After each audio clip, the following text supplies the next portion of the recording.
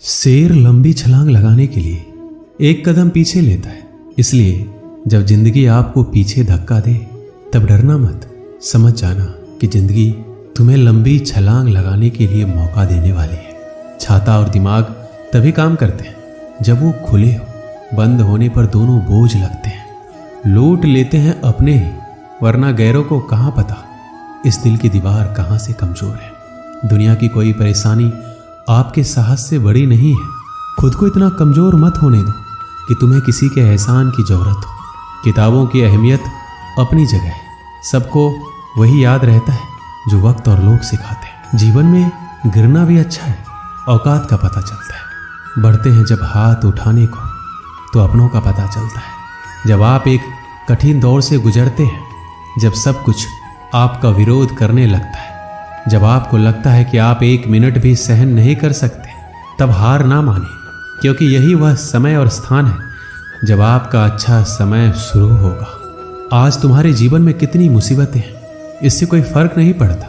फर्क पड़ता है तो बस इस बात से कि तुम इसका सामना कैसे करते हो। श्री कृष्ण कहते हैं, चुनौतियों से तू क्यों डरता है, उनका सामना करना सीख, क्योंकि चुनौतियां ही तुम्हें महान सफलता के लिए तैयार करेगी।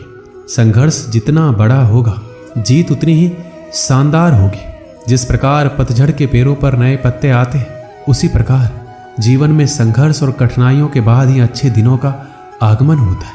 बस तुम्हें खुद पर धैर्य रखना होगा। माना कि संघर्ष के दिन सबसे कठिन और तकलीफ भरे हैं, पर तू खुद पर भरोसा रख। ये दिन भी ढल जाएंगे और यही दिन तुझे जिंदगी में और मजबूत बनाएंगे। हमेशा याद रखना, बेहतरीन दिनों के लिए बुरे दिनों से लड़ना पड़ता है।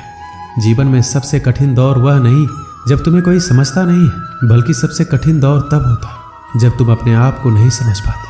कष्ट सहने पर हमें अनुभव होता है और दर्द हो तभी हम सीख पाते हैं। कुछ पाना है तो कुछ खोना होगा।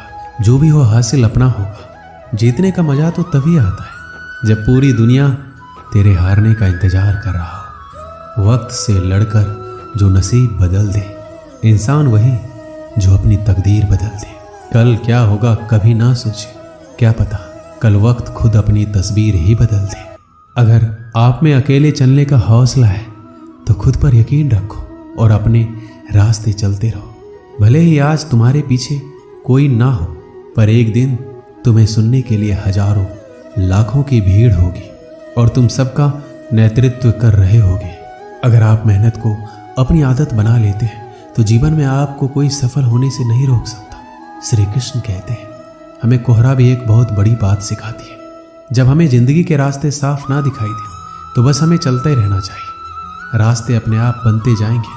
आप किस काम में कितने सामर्थ्य हैं ये आपको कोई और नहीं बता सकता, क्योंकि स्वयं को जितना अच्छा आप जानते हैं कोई और जान ही नहीं सकता।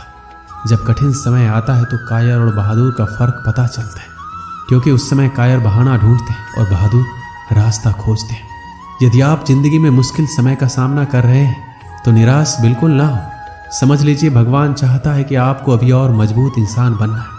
मजबूरियां तुम्हें हमेशा मजबूत बनाती हैं और परेशानियां जीवन जीना सिखाती हैं। बस तुम्हें अपनी मजबूरियों को अपना ताकत बनाना सीखना होगा। तू चाहे तो तेरे आत्मविश्वास और कठिन परिश्रम के बल पर तेरा भाग्य खुद लिख सकते हैं।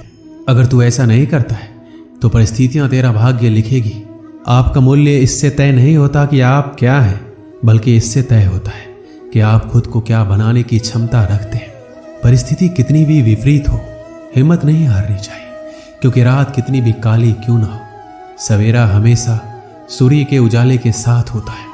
मनुष्य के लिए कठिनाइयों का होना बहुत जरूरी है, क्योंकि कठिनाइयों के बिना सफलता का आनंद नहीं लिया जा सकता।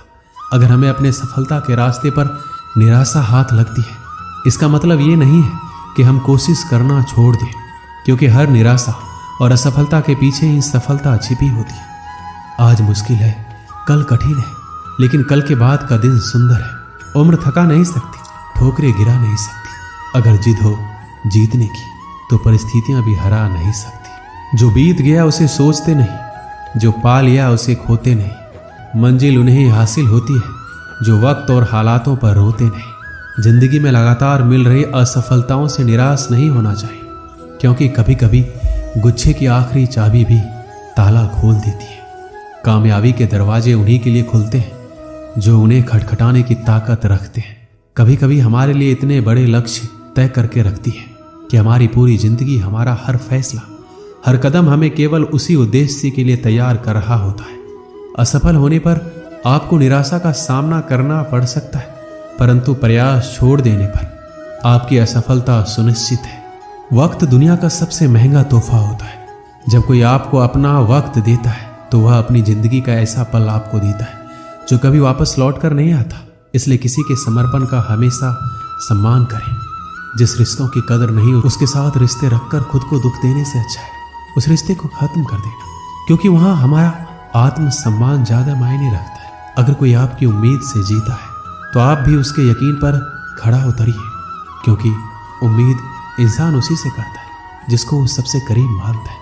किसी भी चीज को सीखना शुरुआत में भले ही हमेशा कठिन होता है, पर असंभव तो बिल्कुल नहीं होता। इस पल में ही अपनी तरफ से की गई बेहतरीन कोशिश आपको अगले पल में किसी बेहतरीन जगह पर ले जा सकती है। समझदार इंसान वह नहीं जो ईंट का जवाब पत्थर दे, बल्कि समझदार इंसान वो होता है जो फेंके गए ईंट से अपना घर बना ले। खुशियां उन लोगों को जरूर मिलती है जो दूसरों को खुश करने की कोशिश करते हैं। जीवन में खुश रहने का एक ही मंत्र है, उम्मीद केवल खुद से करें, किसी और से नहीं। बहुत समय पहले की बात है, एक किसान अपनी बुरी आर्थिक स्थिति से हार मानकर गांव के एक साहूकार से कर्ज लेता है, लेकिन काफी वक्त बीत जाने पर भी साहूकार का ऋण नहीं चुका पाया। गांव का वह साहूकार बूढ़ा और देखने में बदसूरत था। उसके अनुचित स्वभाव के कारण गांव में कोई उसे पसंद नहीं करता था। किसान के परिवार में उसके और उसकी एक बेटी के सिवा कोई और नहीं था। उसकी लड़की बहुत ही सुंदर और अच्छे स्वभाव की थी। किसान ने उसे बड़े ही लाड़ प्यार से पाला था। वह अपने पिता के साथ खेतों में काम करती, पर एक दिन उसे बूढ़ा साहूकार की नज़र उसकी खूबसूरत लड़की पर पड़ी।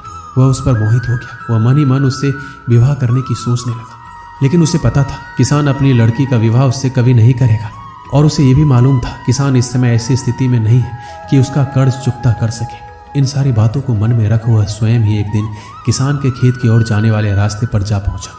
रास्ता छोटे छोटे कंकड़, पत्थरों और रोड़ियों से भरा पड़ा था। वह किसान और उसकी बेटी दोनों वहीं पर थे। उसने किसान से कर्ज के विषय में बात करते हुए सामने एक शर्त रखी। शर्त यह थी, अगर उसने अपनी लड़की का विवाह उससे कर दिया तो वह उसके सारे ऋण माफ कर देगा, वो भी ब्याज सहित।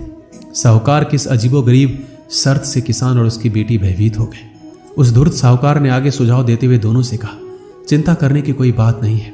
इस शर्त का फैसला ना मैं करूंगा ना आप, इसे आप अपने भाग्य पर छोड़ दें। इतना कहते हुए अपनी जेब से एक पैसे की खाली पोटली निकाली और उसे दिखाते हुए कहा, मैं इसमें एक काले रंग का और एक सफेद रंग का कंकर रखूंगा। उसके बाद तुम्हारी लड़की को बिना देखे इस पोटली से कंकर निकालना होगा, और यहाँ शर्त ये रहेगी, अगर उसने काले रंग के कंकर को निकाला तो मुझसे विवाह करना होगा और तुम्हारे कर्ज भी माफ कर दिए जाएंगे। अगर तुम्हारी लड़की ने सफेद रंग के कंकर को निकाला तो इसे मुझसे विवाह नहीं करना होगा और फिर भी कर्ज माफ कर दिए जाएंगे। लेकिन अगर कंकर निकालने से मना कर दिया फिर तुम्हें जेल के सलाखों के पीछे जाना होगा। जैसे ही किसान और उसकी लड़की उसकी इस शर्त पर आपस में बात करने लगे, तभी साहूकार अचानक कंकड़ों को उठाने के लिए नीचे झुका। जैसे ही उसने 2 कंकड़ों को उठाया, उसी समय किसान की लड़की की नजर उस पर पड़ गई। उसने देखा साहूकार ने दोनों काले कंकड़ ही पोटली में रख दिए, जबकि नियम के अनुसार होना यह चाहिए था कि एक काले रंग का और दूसरा सफेद रंग का। उसके बाद साहूकार ने लड़की को पोटली से एक कंकर निकालने के लिए कहा। किसान की लड़की ने साहूकार के कहे अनुसार ही पोटली से एक कंकर निकाला और उसे बिना देखे हुए जानबूझकर कंकर पत्थरों से भरे रास्ते पर धीरे से उछाल दिया, जिससे जल्द ही वह काले रंग का कंकड़ भी अन्य कंकरों में मिल गया। उसके बाद उस लड़की ने झूठा खेद व्यक्त करते हुए कहा, ओह मैं कितनी लापरवाह।